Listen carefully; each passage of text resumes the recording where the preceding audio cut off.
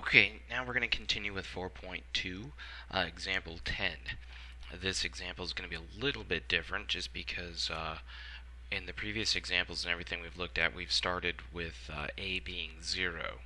Now a is 2. That's not going to really change a bunch of different things for us as far as delta x, but it is going to change our left endpoint and our right endpoint, the actual substitution that we're going to do to calculate the heights of the rectangle.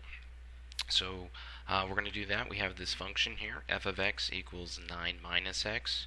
We're going to calculate the area from the interval from 2 to 4, and we're going to use 6 rectangles to do that. So as always, we're going to start with delta x.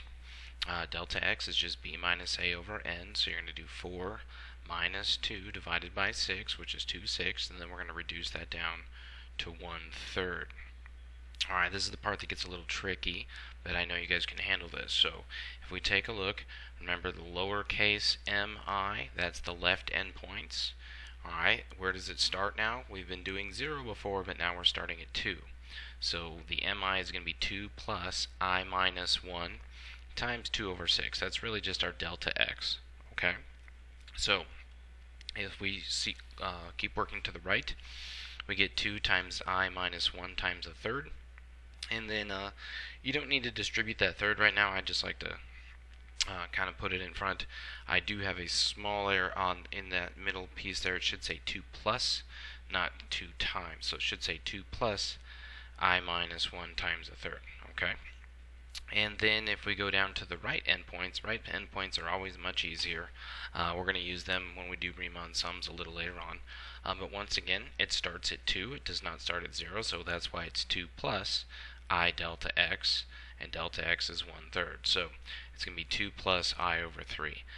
Those are really the only changes between that and the other examples. We are going to go ahead and substitute into the summation formulas now. So with the left endpoints, it's going to be I equals 1 to 6 because we're doing 6 rectangles. And then it's f of, right, 2 plus 1/3 times I minus 1 times delta x. So we're going to take that 2 plus 1/3 I minus 1 and we're going to replace it wherever there's an x.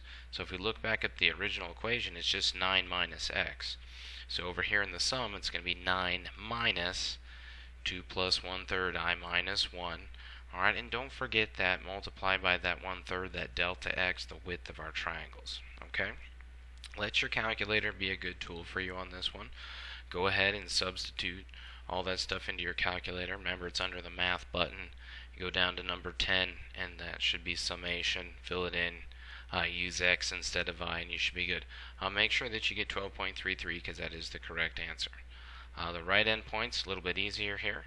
Alright, still I equals 1 to 6. We're still using 6 rectangles. Now it's going to be f of 2 plus I over 3. Okay, we calculated that before. That's the right endpoints.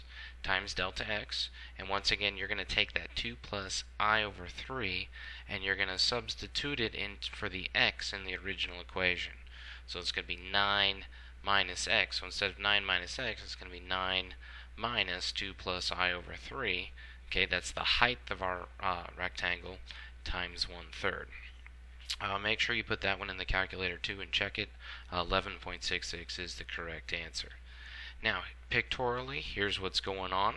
Okay, if we look at the left endpoints, in this case, alright, since we have a decreasing function, the left endpoints are actually our over approximation. So we can see that the left-hand endpoint is the one that is touching, so the upper left-hand portion of the rectangle, that's the one touching the graph. Okay, and then if we look over here on the right endpoints, the upper right-hand point of the rectangle is what's touching the graph. Okay, so remember, essentially, we're finding the area of each one of these rectangles and adding them up to get the area under the curve. And remember, the difference in this problem is our A and B. Alright, we didn't start at 0. All the other examples and everything else, the easiest stuff to do is always start at 0. This one we started at 2 and we went to 4. So you can see a better picture of the graph here. The area that we're looking for is really just the shaded region. So we know that the actual area of this function from 2 to 4 lies somewhere between 11.66 and 12.33. So hopefully that helps clear up doing left hand and right hand approximations. Remember, it's really just coming up with your delta x, so you're getting the width of your rectangles. Okay, and then you have to find the left endpoint and the right endpoint so we can actually calculate the height of each rectangle. Okay, and then using the summation, we're going to sum up all those individual rectangles to get the total area of what we're looking for. Okay, remember this is an approximation, it's not an exact value.